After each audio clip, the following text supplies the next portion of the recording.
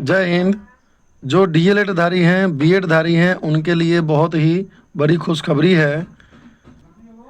CTET द्वारा एक आवश्यक सूचना दी गई है। सीटेट का एग्ज़ाम 8 फरवरी 2026 संडे को लिया जाएगा। Paper 1, paper 2। ये जो नोटिस है सीटेट के वेबसाइट पर अपलोड किया गया है। ये आप सभी के लिए बहुत ही खुशखबरी की बात है। जो लोग डीएलएड और बीएड करके बैठे थे शिक्षक बनने का सपना लेकर, उनके लिए ये बहुत ही बड़ी खुशखबरी है। अभी से तैयारी में लग जाएंगे, तभी आप फरवरी में होने वाले एग्ज़ाम को आसानी से क्लियर कर पाएंगे। अब हम बात करते हैं सीटेट से संबंधित कुछ महत्वपूर्ण जानकारी जो बिगिनर्स के लिए हैं। जिन्होंने कभी सीटेट का एग्ज़ाम नहीं दिया है, जो हाल फिलहाल में डीएलएड और बीएड किए हैं, उनके लिए ये जानकारी बहुत ही महत्वपूर्ण है। सीटेट का एग्ज़ाम कौन कौन दे सकता है, कौन कौन भर सकता है, क्या क्या इसके लिए एलिजिबिलिटी चाहिए, सब कुछ इसमें बात करेंगे। कितने नंबर पर पास होता है, ये सभी कुछ बात करेंगे पेपर 1, पेपर 2 दोनों के लिए। तो चलिए वीडियो के अंत तक बने रहिएगा, ताकि एक अच्छी जानकारी आप लेकर जाएंगे और अपने सीटेट एग्ज़ाम को बेहतरीन तैयारी के साथ क्लियर कर पाएंगे। तो सबसे पहले हम सीटेट के बारे में जानते हैं कि सीटेट का फुल फॉर्म होता है central teacher eligibility test. Number 2 में बात करते हैं कि सीटेट परीक्षा का आयोजन सीबीएसई के द्वारा होता है। नंबर 3 में बात करते हैं सीटेट परीक्षा में 2 पेपर होते हैं, पेपर 1, पेपर 2। नंबर 4, सीटेट में जो पेपर 1 होता है वो वर्ग 1 से 5 के लिए होता है, और ये 1 से 5 के लिए शिक्षक बनने के लिए जो योग्यता चाहिए वो 12th प्लस में डीएलएड चाहिए। अगर आप 12th पास हैं और डीएलएड भी कर चुके हैं तो आप वर्ग 1 से 5 के शिक्षक बनने के लिए योग्य हैं।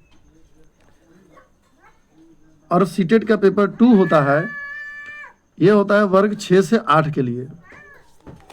इसमें जो क्वालिफिकेशन चाहिए, योग्यता चाहिए, वो ग्रेजुएशन चाहिए, यानी बीए, बीएससी जो भी हैं वो चाहिए, और बीए के साथ, ग्रेजुएशन के साथ या तो डीएलएड चाहिए, नहीं तो बीएड चाहिए।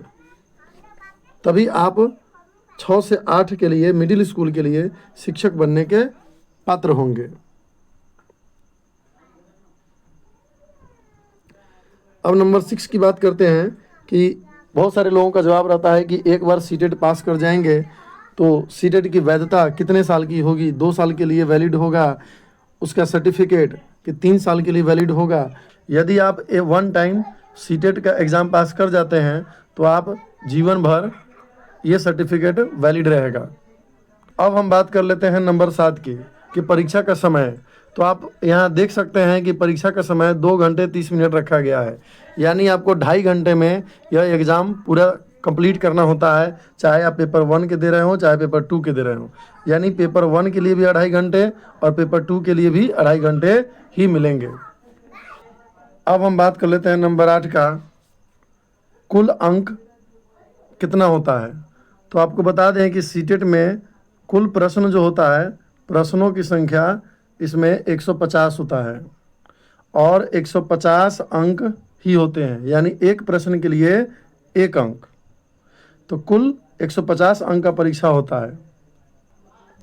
अब हम बात करते हैं नंबर 9 का कि 150 में से कितना अंक पर पास माना जाता है। तो यहाँ पर 2 कंडीशन है, नंबर 9 और नंबर 10 देख सकते हैं।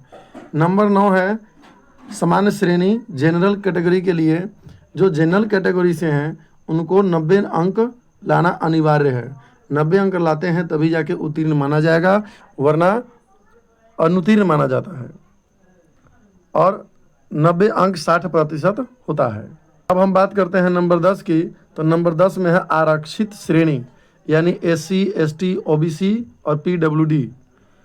इन कैटेगरी के लिए 82 अंक पर पास माना जाता है। यदि आप 82 अंक लाते हैं तो आपको पास माना जाएगा, और 82 अंक 55% होता है। हालांकि अभी तक जितने भी सीटेट का एग्ज़ाम लिया गया है सब में जनरल कैटेगरी के लिए 90 अंक रखा गया था और SC ST OBC के लिए जो है 82 अंक रखा गया था। अब आगे जो नोटिफिकेशन आई है कि 8 फरवरी 2026 को ये एग्ज़ाम कंडक्ट कराया जाएगा। उसमें नोटिफिकेशन में देखा जाएगा कि उसमें क्या क्या रिक्वायरमेंट्स है, कितने नंबर पर पास माना जा रहा है। उम्मीद करते हैं कि सीटेट के एग्ज़ाम में इस बार भी 90 अंक और 82 अंक उत्तीर्ण माना जाएगा। तो आप लोग देख सकते हैं कि सारा कुछ यहाँ पर डिटेल में बताया गया है और बहुत अच्छे से हम बताने का प्रयास किए हैं। सीटेट से संबंधित और कोई प्रश्न हो तो आप कमेंट बॉक्स में कमेंट कर सकते हैं। धन्यवाद।